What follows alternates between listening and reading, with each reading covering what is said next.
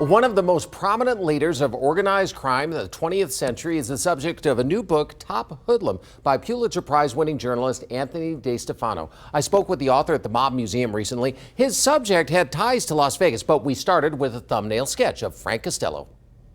He was a nominal boss of the Genovese crime family under Lucky Luciano.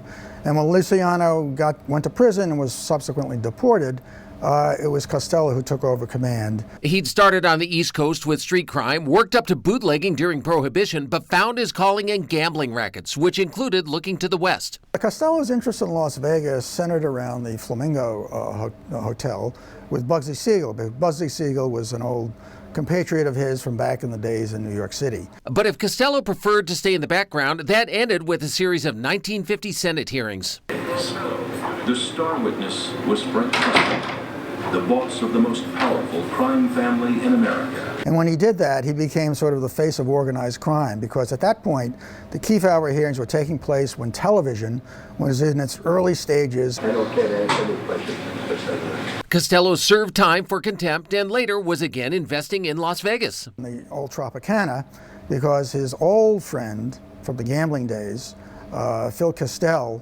had an interest in running the place. This was discovered when Costello was shot in the head in a 1957 power struggle. He survived, but police examined notes found in his pocket, which sort of comported almost to the penny to what the take was for the month of April 1957 for the Tropicana.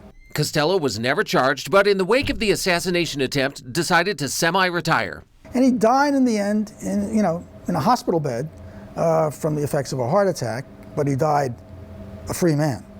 DeStefano says the one thing Costello strived for in later years was respectability as he went legit. But the so-called prime minister of the underworld could never shake his criminal past. The book is Top